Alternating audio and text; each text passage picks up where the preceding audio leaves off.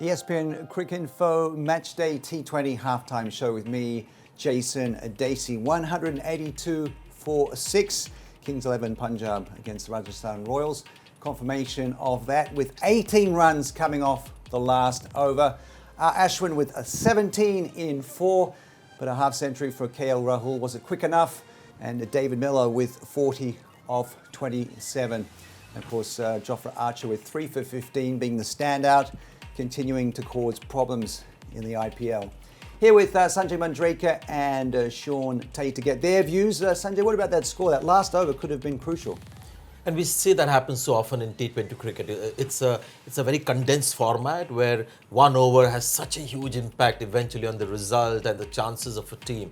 So you're looking at a difference of between, say, 10 runs. They would have got maybe 10 runs of the last over, turned out to be 18. So now 180 looks like a pretty good score, when at one point of time we thought they might just end up with 160, 170, which would have been an excellent showing from Rajasthan Royals. But saying that, Tatey, the wicket looks all right. The conditions look quite good for scoring runs. It does. I mean, the only thing I noticed maybe that when they got the slow ball right, when they really gave it a rip, it gripped a little bit. You saw a couple with that Archer bowled to Gale, Kulkarni bowled a good one for a wicket as well. So that might be on the minds of the Kings 11 bowlers, I suppose, going into their innings. Yeah, defense. We see the spell there from Jofra Archer. What a spell! I mean, He's the star. What I mean, took a couple of catches as well, but Absolutely. Those figures, excellent.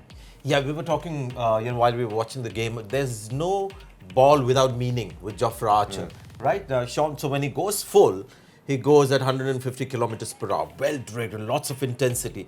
When he's bowling length, he takes the pace off. And when he goes short, he bowls a real mean bouncer.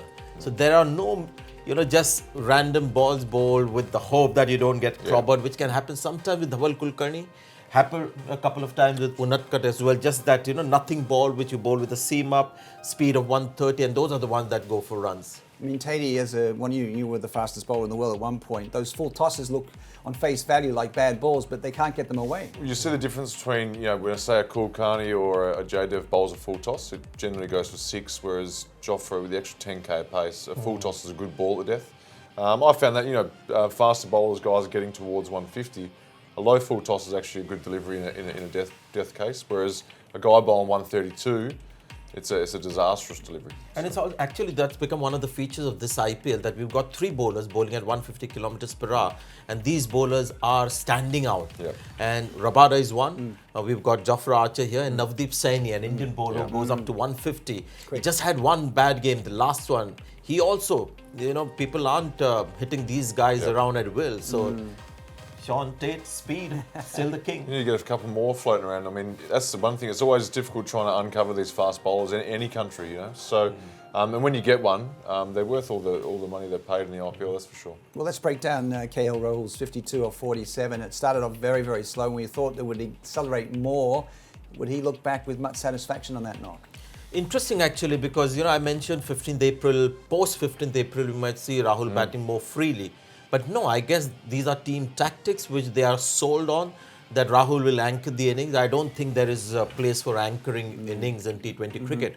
Now, this is a guy who can score at a strike rate of 150, 160 through the season. But this season he's deliberately reining himself in. It wasn't a case of him trying to hit the ball for 4s and not managing. He was deliberately playing in the third gear. And what happens because of that? The batsman at the other end feels obliged to go for runs. Like Mayank Agarwal, he got out playing a big shot. And if that final flourish doesn't come in, then you've got a guy who's played a lot of overs and his strike rate is just about 110, 120.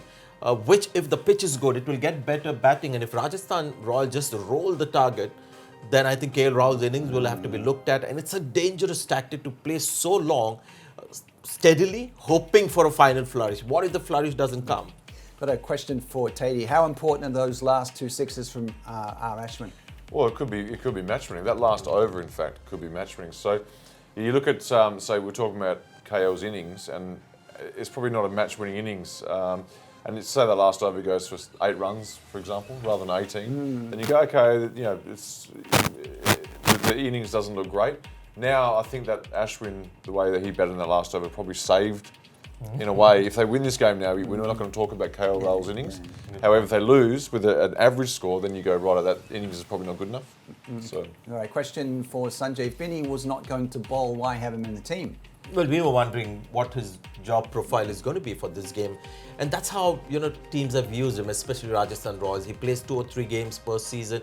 He's past his prime, so cannot bowl the 3-4 overs. So they're looking for some kind of a batsman to play a cameo. And he can do that still, so he can bat maybe 6-7 balls and get you 14-15 important runs. At the most, he would bowl you, at this stage of his career, maybe 1 or 2 overs. It's a must-win for Rajasthan Royals, your old team, Shaun. Yep. How confident would they be feeling about chasing, do you think?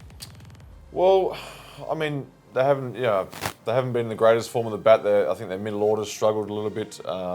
They look like they've put a bit of muscle in that middle order, getting Turner in, which is a good sign. I think, especially if you're chasing a score like this, a good score, you need a guy like Ashton Turner in that middle order, middle to late order.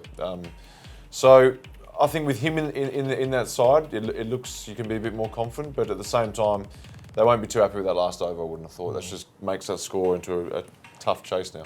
Question for Sanjay. Has the pitch eased out? What position do you think Turner will play for Rajasthan? The pitch, because of the team selection, we got a feeling that the pitch is dry and, will turn a lot, not quite what we expected. The seam bowlers were getting the ball to go, slow balls were gripping him, but it wasn't like a Turner that we saw at the Wankhede Stadium last night. Ashton Turner, earlier the better. First time playing in the IPL, foreign players like pace on the ball. So that happens when you're batting in the first 10 overs. So try and send him in earlier. Maybe Sanju Samson can bat down the order. Being an Indian batsman, he'll be more used to spinners, Indian pitches. If you want to make the most of Ashton Turner, give him the best platform possible, bat him up the order. Good point. It's exciting to see him, isn't it, in the IPL? Tell us about what we can expect. It is. I mean, we saw the innings he played for Australia, whereas a match-winning one, he just gets after it. He's got. There's no really airs and graces about him. He just gets bats the way he bats, and he's not worried about who's bowling or what the game situation is. But that's an interesting point because in my head, you go, right, Ashton Turner's going to bat down a little bit. But in this side, what Sanjay's saying actually makes a lot of sense. Maybe up the order for him, pace coming on, is a better option because he might find himself in a little bit of bother if he's facing 2 spinners for a period there in those middle overs. How does he play against spin? Well, I was saying that before. I haven't seen a great deal of him playing spin because in Australia we haven't got a heap of quality compared to say India or the IPL. So to be honest, I can't answer that question with confidence. But I'm guessing from what I've seen of him, he likes a faster bowling. So. Question for Sanjay. Will Ashdeep Singh prove to be a bit of trouble for Rajasthan considering his under-19 form? I have no idea.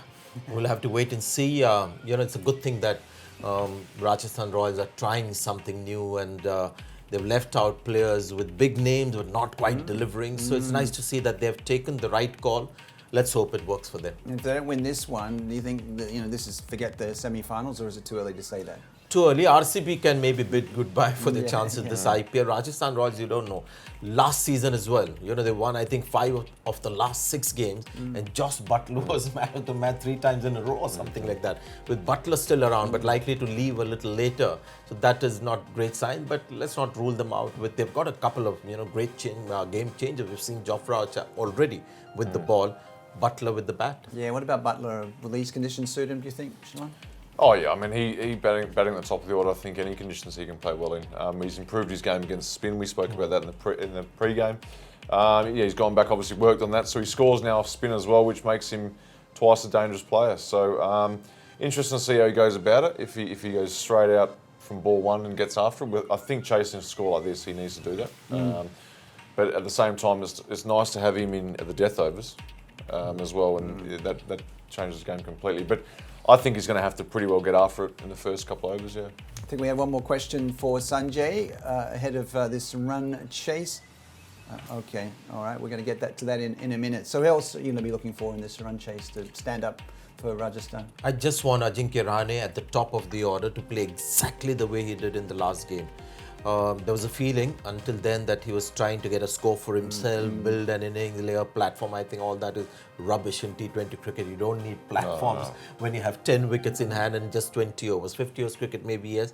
Test cricket, definitely you need a Pujara to lay a strong, deep platform. Not here. So I just hope he plays with the intention of striking at 130, 140 and they'll be okay.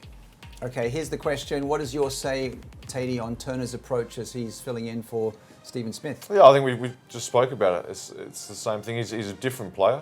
To me, again, that he's that middle order sort of guy that comes out and plays aggressively. But again, I'm sure he can do a job at the top. You know, Sanjay said before, maybe the ball coming on will probably suit his game more, which is absolutely right. So it's going to be interesting to see how Rajasthan use him and where they put him.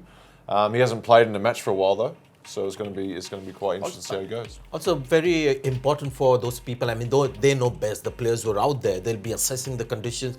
Like at the Wankhede Stadium last night, there was no dew at all in the second half. And if that is the case, then Ashton Turner goes up the order for sure. Yep. But if there is dew likely to come in, then better off holding Ashton back Turner a bit. back, because when he got that brilliant, match-winning innings against India, it was night and the ball was coming onto the bat. So the players will assess the conditions. If there is a film of moisture on the outfield, they might just hold Ashton Turner back for the X factor. But if not, it's better off going up and let the Indian batsman deal with the slowness of pitches and turners. All right, prediction time. I think this is going to go down the wire. We're going to have an exciting finish, aren't we? Yes, pity about the last over for Rajasthan Royals, but because they've come off a good win against Mumbai Indians, Butler amongst the runs, Ajinkya Rahane has found a way of playing differently. I'm backing Rajasthan Royals to win this. And Tatey, you going for your old team? I'm actually going to go with the Royals as well. Yep, absolutely. I thought I've got a bit of confidence in them tonight. For sure. I think they're going to target the new young fast bowler from the Kings 11 and give him a tough start to his IPL. Yeah. All right. Thank you very much, guys. So it's 183 to win in match 32 of the IPL 2019. This has been Matchday T20 halftime show here on ESPN Cricinfo.